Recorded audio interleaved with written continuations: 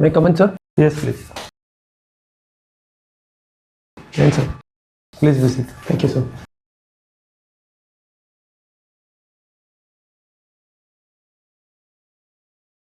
Comfortable? Yes, sir. Can you introduce yourself, Shivachandran? My name is Shivachandran, sir. I was born and brought up in Chennai. I did my schooling and all my academic accomplishments were in Chennai.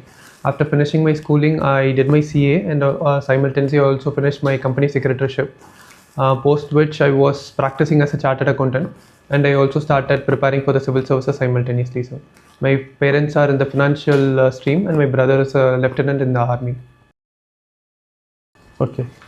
So you come from Tamil Nadu, right? Yes, sir.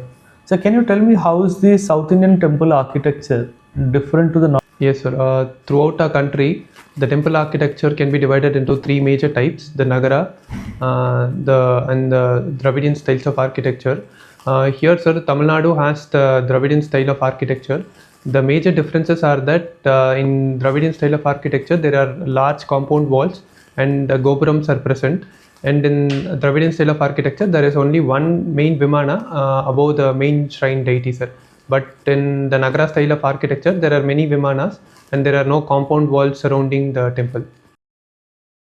What could be the reason for constructing these compound walls around the temples? Sir, as far as the Dravidian temples were concerned, they not only acted as temples but also as settlements harboring people, sir. Within the temple premises, agricultural activities and other economic activities too went on, and perhaps the kings felt that it was unsafe to leave them unsecured, so they constructed the perimeter walls. So was there any security related constructions done along the wall, like what we have in modern day? You have an elevated security post or something. Do you see any such elements in the temple courtyards? Sir, there's nothing specific pertaining to watchtowers, but all the gopurams had all the amenities to house people from where they could view areas at a long distance. So it was possible for them to understand if there was any army approaching from a long distance so that they can take preventive action, sir. So when we talk about temples in Tamil Nadu, few of the temples have very fundamental dress codes. Yes, sir. And that prohibits a lot of devotees coming to the temples. Yes, sir. What's your opinion? Can we in the contemporary times dilute the dress codes that are prescribed by the temples? Sir, for long the practice was that when people go to temple, they were to remove their upper part of clothing, especially male devotees were concerned. But sir, post the social reform movements in the state of Tamil Nadu, this practice was gradually done away with. But still, this practice is more prevalent in the state of Kerala, sir. Sir, there has been debates. My opinion on this would be that this is a religious issue pertaining to particular religion. On the one side, people argue that it is a way of paying respect to the deity, the primary deity. On the other side, people say that it is a way of discriminating against the lower classes of the society, wherein they are made to remove their shirts. Further, sir, there needs to be trust that should be built between two debating factions, wherein open dialogues can be promoted and they can understand each other's viewpoint and they can come to a consensus. That is the only way out of this problem, sir. See, I see a lot of elephants as part of the temple culture. Yes. That is not so in the North India or the North Central India, or for that matter Eastern part of India. Why is it this elephant culture associated with temple cultures in the South? Is there any significance? Sir, I'm not aware of the specific reason behind it, sir. Maybe the kings in the southern part of the nation, they wanted to promote grandeur, and elephant was a way of displaying majesticity. So they used temples as a part of temple processions in their parts of their kingdoms. It's a couple of years before this, there was this controversy, or you can say discussions related to entry of women in the Sabarimala temple, yes, right? Can you tell me what is the court's final ruling on this? Sir, it was in the case of Indian Young Lawyers Association, wherein the Supreme Court ruled that women were also entitled to enter into the Sabarimala premises. Earlier, women between the age of 10 to 50 years were not allowed to enter into the temple. But now, legally, they are allowed, sir. But then later, the court referred certain questions in the matters of religion to a larger bench, 7-member bench, and the Kerala administration has stated that since the matter is sub judice, let us wait, and until the court decides to give its final opinion, let us not allow women into the Sabarimala premises. So currently, the temple administration and the government, they are not allowing women into the. So as of now, the women are not allowed. What's your opinion? Sir, again, it is a matter of religious interest, sir. One side, they claim that since Ayyappan is a male deity and he undertook a vow of celibacy, so as a matter of respect to him, we shouldn't be letting women into the premises. But on the other side, women feel that the reason for not letting them in is questions of menstruation and notions of purity, and that they are being discriminated because of their biological making. And this, I feel, is due to misunderstanding, sir. One side, they feel it is due to women's issues, and the other side, people feel it is a matter of religion. So again, an open dialogue should only resolve the issue. The court can come out with a ruling, but then people will not be able to take it up in a fair manner. There will be one side which may feel that they are receiving the shorter end of the stick. So only a dialogue and the proper consensus between them can resolve the issues in the long run. You are a student of commerce and accountancy, right? Can you tell me what is the difference between these two terms, commerce and accountancy? So accountancy is more with respect to recording of the financial transactions of an entity, sir. It could be an individual or a company. Commerce is a broader term which signifies all the economic transactions and the activities that are going on in the broader economy, sir. So can I make a statement that IMF is an account keeper of the balance of payments overall? Sorry, sir, IMF. IMF. Yes, sir. As an institution, is it doing an accountant's job when it comes to balance of payment? Yes, sir. Sir, the International Monetary Fund, they are more related with ensuring a stable financial system in the globe, sir.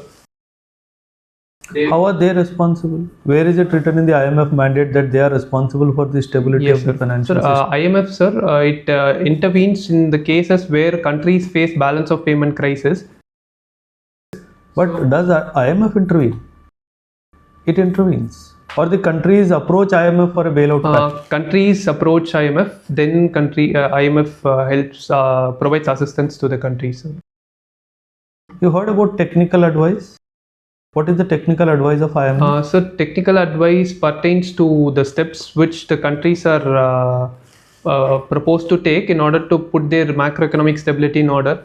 India too took IMF's assistance in 1991. India was advised about increasing the excise duty, reducing the customs tariff, and also rationalization of the governmental subsidies and so on. So this broadly entails the technical advice by IMF.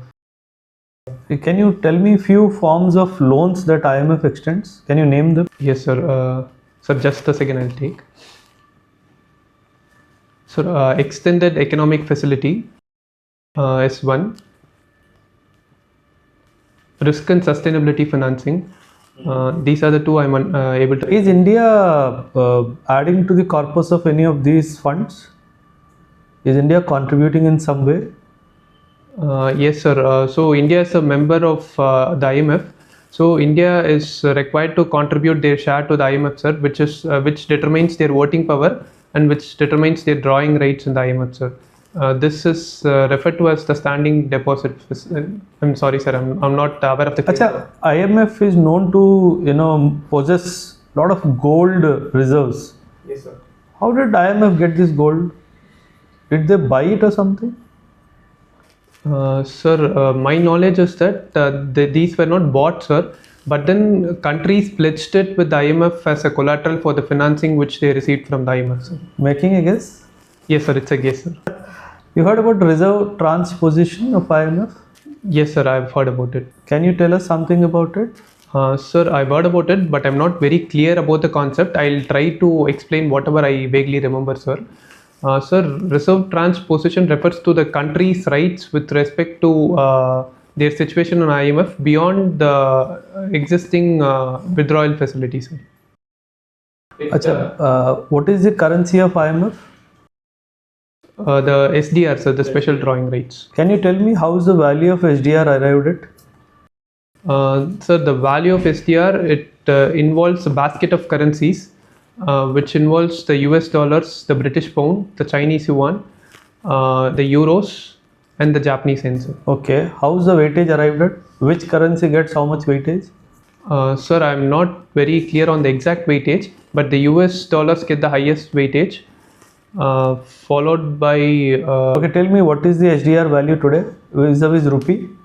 Sorry, sir. You have not read about it. Okay, you heard about the MFN status? Yes, sir. Most favored nations. Why is it termed most favored nation? Sir, the exact reason behind the etymology I'm not aware, sir. But then actually the term, it belies what it actually means.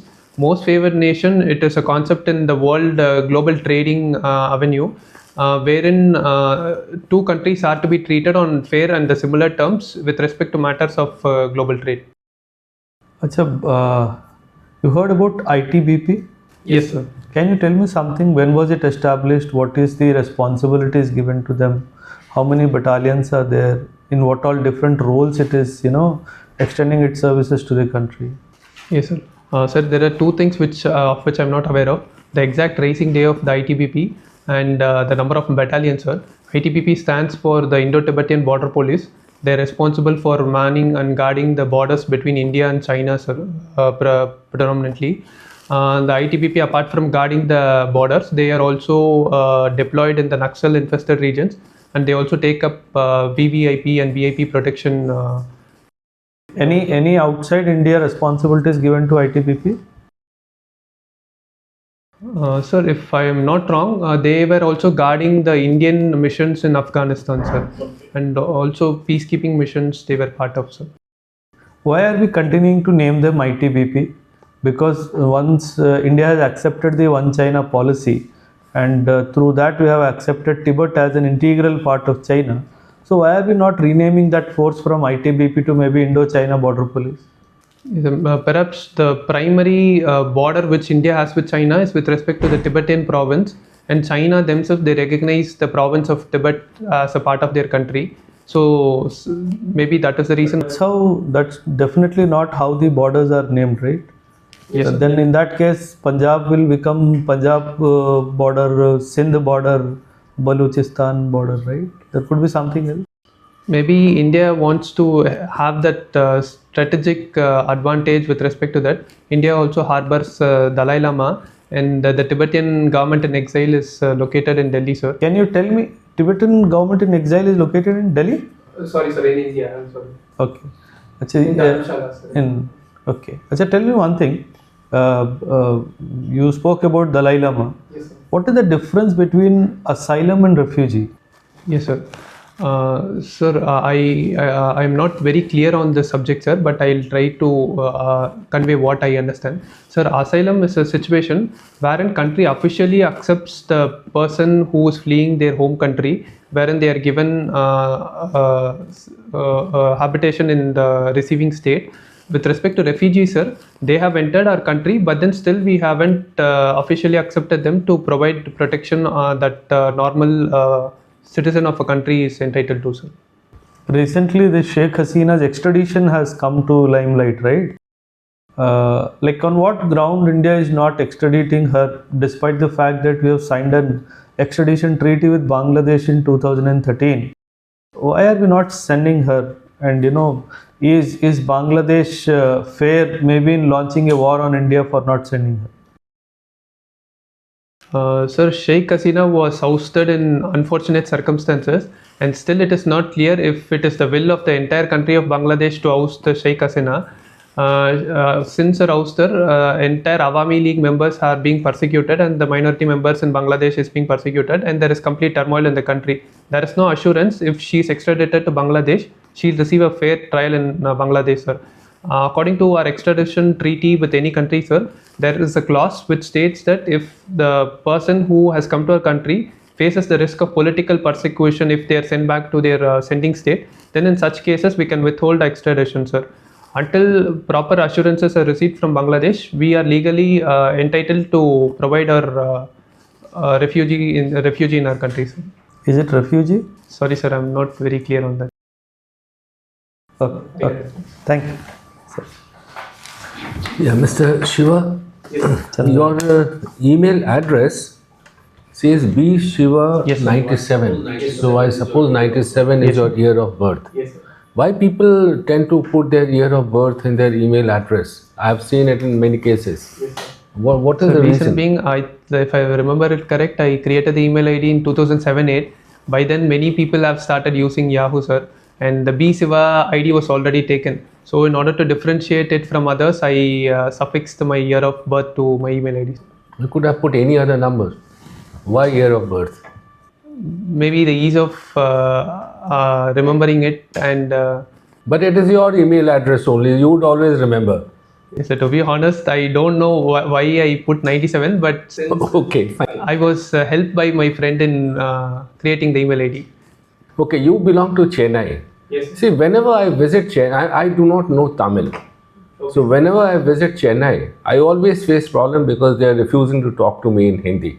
So what is the solution for me? How do I survive in that place? Yes, sir. Sir, one thing, whether unfortunate or fortunate, English is serving as a linked language currently, sir. And the English is spoken in several parts of Tamil Nadu. So, if English, if a person from outside India or within India is aware of English, they can survive, sir. But, sir, I also understand that Hindi being the national language, sufficient weightage should be given to the language to promote its speakers in the state, because it will help in promoting national integration, and it will also help the people of the state in finding opportunities outside of the state. But my question was different. Yes, sir. I do not know English, I do not know Tamil, and I want to visit Chennai. How do I survive there? Sir, maybe we can use Google Translate in the short term, wherein we can translate to Tamil or English. So I put Hindi and ask it to translate in Tamil, Yes, sir, we can. but it will give me something in Tamil. How do I understand? That is risk, sir, because we don't know. Maybe a Tamil friend, we can have him in the state of Tamil Nadu, so that we can take him around wherever we go. The same thing what I'm doing here, sir. I know only little Hindi, and I take a friend wherever I go, so that I can talk to the shopkeepers properly. So you are moving around in Delhi with a friend who knows Tamil? The friend who knows English, sir, not Tamil. He's from Delhi. He knows English and Hindi, so I take him out with me whenever I go. And also, I had to this using Google Translate. I suffered a problem once. There are two rights in English, Hindi. One is about the which says right in the direction, and the other one is about the right, which talks about your correct and right. So I was referring to the correct right to the auto wala to turn in a particular direction, and he appeared to be confused and surprised. Only later I realized, so this problem also exists. It is better to have a human friend. Sir. Okay, but I may not be having any friend in Chennai. So what is the workable solution for me? One is that, of course, I should not visit Chennai if I don't know Tamil. No, sir, you should visit Chennai, sir. I should, but what is the solution for me? Sir, in the long run, we have to introduce Hindi as a third language in the schools in Chennai and the state of Tamil Nadu. So only then we'll have national integration, and we'll better be able to connect with all the people in the country, because 43% of the people of this country talk Hindi. But if you give this solution, if you are posted in Tamil Nadu, you will face the heat.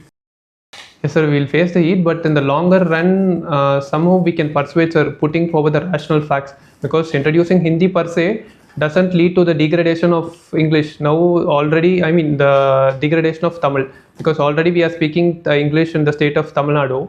That doesn't mean Tamil is being degraded. So adding another language of Hindi doesn't in any way lead to the erosion of the language of Tamil, sir.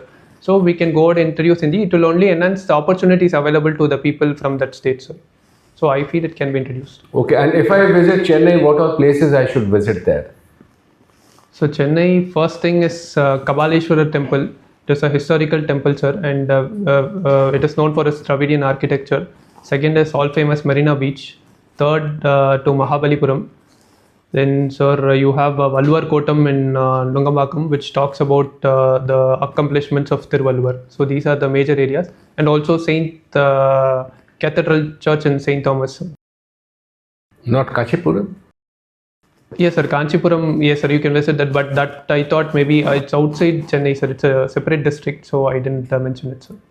Okay. What is the story written on that wall in Mahabalipuram?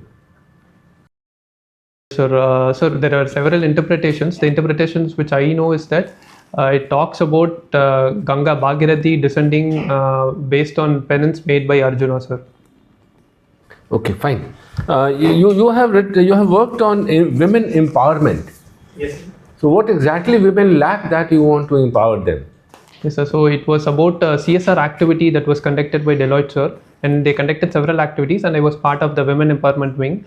It was more related to skilling of women, sir. We went to the homes wherein orphan women were there. We gave them skills such as typewriting. So in general, what are the qualities or what are the, what do you say, abilities which women lack and which, on the basis of which you want to empower them? Please tell me what they actually lack. Sir, currently they lack the financial independence, sir. So since they lack financial independence, they are more dependent on their male counterparts, as a result of which they are precluded from making household decisions. Second thing is that also due to poor learning outcomes and a higher rate of dropouts from school, they lack the educational qualification or the skill to get proper employment, sir. And third thing is that they lack the agency to make choices with respect to the life. So child marriage is a major issue. Basically they lack independence in making choices in their lives. So is it deliberate by the male community, or you think it's just part of society and it is okay, which has developed historically?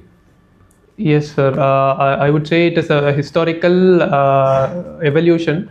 So historically we have been more inclined towards patriarchy rather than being a neutral society. Going forward, sir, the situation should be that we should have a neutral society wherein we provide equal rights to both men as well as women, sir. But if you say that they should get equal rights, don't you think that you are telling them not to be ambitious? They should be better than men. Not better than men, sir. Equal to men, and men should be equal to women, sir. That is my... So you limit it to equality. You don't want them to be better than men. So they can be, but for every great woman, there will be a man who is not of average quality. For every great man, there will be a woman who is not of average quality. Ultimately, they will be of equal standard, sir, because that's how God has created us. You are doing chartered accountancy. Lot many softwares came in accounting and all that, when we were expecting that dependence upon the accountants will reduce. Yes, sir. But it has not happened. Now, supposing today I want to file my income tax returns, how does AI help me in this? In what ways we can use AI in accounting procedures? Yes, sir. AI it can help in predicting the kind of income that we'll be generating, sir. Sir, once we start using a particular software, particular solution, it is capable of understanding the pattern of our revenues, expenditures. It can create a budget, and at the end of the year, we need not visit a chartered accountant to compile our accounts to file income tax, sir. It can generate the balance sheet and other financial statements on its own. So the job of filing of tax returns is easier. But moreover, the government has introduced simpler tax forms. For example, ITR 1 and also, it is absolutely not a necessity to go to a CA. Even a layman can fill in the ITRs. So this is how ITR and governmental efforts help in filing tax returns. But how does AI intervene in all this? How does it make the life of common citizen simpler in filing income tax? Yes, sir. So it is capable of consolidating all the accounts. Earlier, what was being done by an accountant can be done by software and computers, sir. So this is how it helps a common man, sir. Okay. Thank you. Thank you, sir.